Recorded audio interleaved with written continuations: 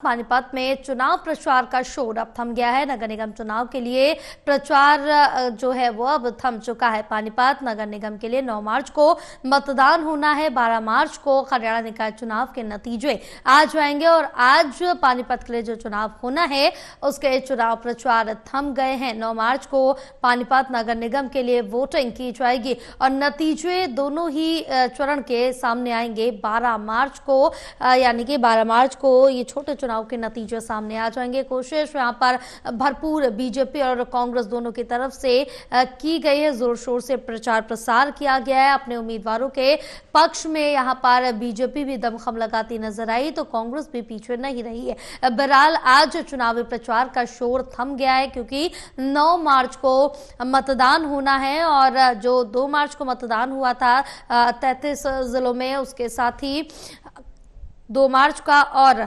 9 मार्च का यानी कि पानीपत में जो चुनाव होने जा रहा है दोनों के ही नतीजे 12 मार्च को सामने आ जाएंगे। हमारे साथ एसोसिएट एडिटर देवेंद्र कथुरिया जुड़े हुए हैं और ज्यादा जानकारी लेंगे, चर्चा करेंगे उनसे। देवेंद्र, क्या कुछ जानकारी मिल पा रही, क्योंकि 9 मार्च को मतदान होना है, चुनावी प्रचार का शोर आज थम गया है।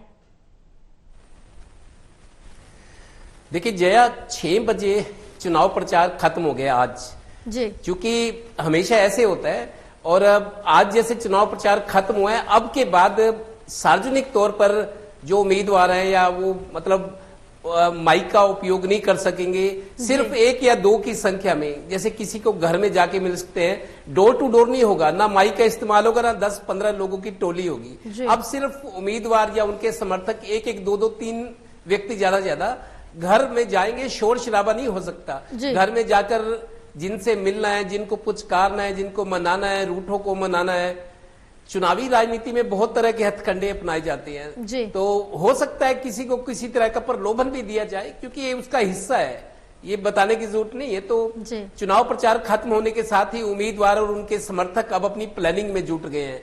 वो अंदर खाते ये भी देखेंगे, मेरे को लगता है आज देर रात तक वो देखेंगे कहाँ नफा कहाँ नुकसान है, कौन सा इलाका या कौन सा परिवार है जो हमारे साथ है या हमारे से दूर है। तो जोड़ तोड़ जो होता है वो आज से शुरू हो जाएगा। रात से पूरा रात मेरे को लगता है देर रात तक चलेगा, कल पूरा दिन है। उसके बाद जहां जहां जरूरी करेक्शंस की बात होती है, हर जगह कमियां कुछ ना कुछ होती है, उन कमियों को दूर करने की कोशिश होगी।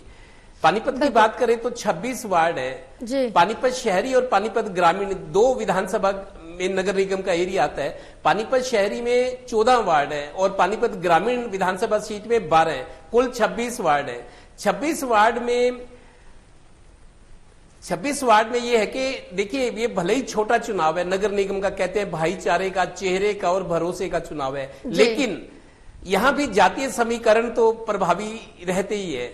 जिस तरीके से पार्टियों ने, जो 2 बड़ी पार्टियां हैं बीजेपी और कांग्रेस ने, जो उम्मीदवारों को टिकट दिया, उनकी कोशिश रही है कि हर वर्ग के व्यक्ति को टिकट मिले। उनको लगे कि ये पार्टी 36 बिरादरी का सम्मान करिए, सबको साथ लेकर चलिए। ब्राह्मण का भी ख्याल किया है, एससी का, एसटी का, बैकवर्ड का, अग्रवाल का, राजपूत का, पंजाबी का, सभी तरह के लोगों को प्रतिनिधित्व दिया है कि आप चुनाव लड़ो। उनको टिकट भी दिए। कोशिश की गई है जातीय समीकरण साधने की, इसको सोशल इंजीनियरिंग कहते हैं। तो कुल मिलाकर 26 वार्ड हैं पानीपत में। बाकी जगह पूरे हरियाणा में चुनाव हो चुके हैं। पानीपत के अब 9 मार्च को होंगे और 12 को रिजल्ट आएंगे। जातीय समीकरण की बात करूं तो मैं अपने दर्शकों को बता दूं जी, जातीय समीकरणों में एससी 1,11,000 वोटर्स हैं नगर निगम क्षेत्र में, 1,11,000, और बीसीए में 1,87,000 वोटर्स होंगे। बीसीबी का आंकड़ा बहुत कम है, जो नंबर ऑफ वोटर्स है बीसीबी का महज 26,000 है। और हैरानी वाली और दिलचस्प बात यह भी है कि बीजेपी ने पानीपत से, बीजेपी ने जिसको अपना मेयर उम्मीदवार बनाया कोमल सैनी, उनके अपने बीसीबी वर्ग से आती हैं वो, और 26,000 वोट है जी।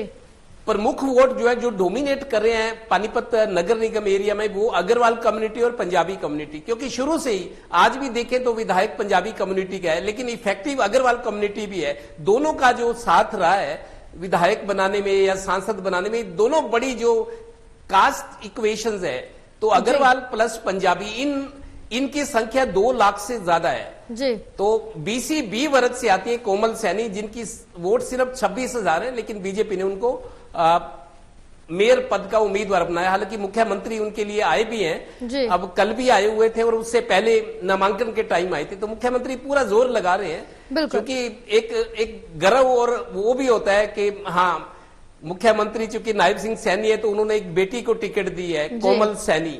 भले ही उनकी अपने समाज की वोटें बहुत कम है, लेकिन उनको दी गई है, थोड़ा बहुत जो भी है लोगों ने माना है। हालांकि ये ओपन सीट हुई थी, तीसरी बार चुनाव है पानीपत के।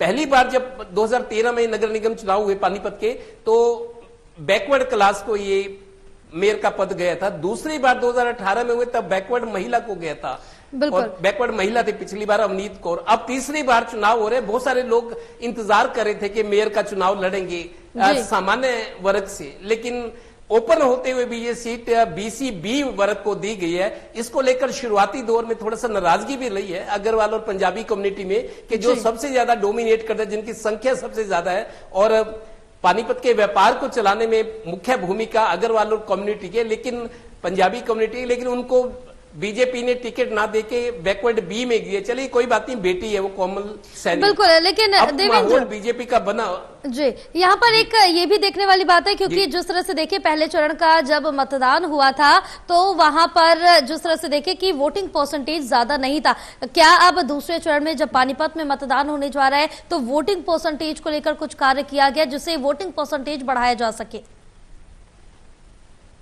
देखिए जया, कुछ कारण है जिस वजह से बीजेपी चिंतित है। कल मुख्यमंत्री आए हुए थे दोपहर को, इसी टाइम कल आए हुए थे मुख्यमंत्री, पन्ना प्रमुखों का सम्मेलन किया। हालांकि चुनाव उतना बड़ा नहीं, लेकिन मुख्यमंत्री कल दूसरी बार आए थे पिछले 10-12 दिन में। पन्ना प्रमुखों में जोश भर गए हैं कि आपको वोट परसेंटेज पे ध्यान रखना है। जिस तरीके से 2 मार्च को पानीपत को छोड़कर बाकी जगह 32-33 शहरों में, छोटे बड़े शहरों में चुनाव हुआ है, वोट पोलिंग परसेंटेज बहुत कम रहा है। पानीपत जहां हम बैठे हैं, सोनीपत महज 40-45 किलोमीटर है, वहां उपचुनाव था मेयर का, सिर्फ 28.8% पोलिंग हुई है। और अंबाला में भी, चूंकि इन दोनों जगह के, अंबाला और सोनीपत के जो मेयर थे वो दोनों बीजेपी के विधायक बने। अंबाला में भी शक्ति रानी शर्मा थी, वो विधायक बनी है, तो कालका की बनी है वो। वहां पे 31 पॉइंट कुछ हुआ है। और करनाल जो 10 साल तक सीएम सिटी रही और पानीपत से सटा हुआ है, करनाल महज 30 किलोमीटर की दूरी पर, वहां भी पिछले बार के मुकाबले वोटिंग कम हुई है। पानीपत में पिछली बार 62% वोटिंग हुई थी नगर निगम चुनाव में 2018 में। अब देखना है कि कितनी होती है, लेकिन आशंका बराबर बनी हुई है। उसकी कुछ वजह है। एक तो 9 तारीख को जब यहाँ वोटिंग पानीपत में होगी, चैंपियंस ट्रॉफी का एक फाइनल मैच है न्यूजीलैंड और इंडिया बिल्कुल, क्योंकि फाइनल मैच में, और इस वजह से भी ये अनुमान लगाया जा रहा है कि इस वजह से वोटर्स भी शायद कम पहुंच सकते हैं पोलिंग बूथ पर, जिससे परसेंटेज कम होने की उम्मीद जताई जा रही है। बहरहाल कहीं ना कहीं वोटर्स से अपील की जा रही है कि आप मतदान केंद्र पहुंचे और अपने मताधिकार का प्रयोग करें। बहरहाल तमाम जानकारी साझा करने के लिए बहुत शुक्रिया देवेंद्र आपका।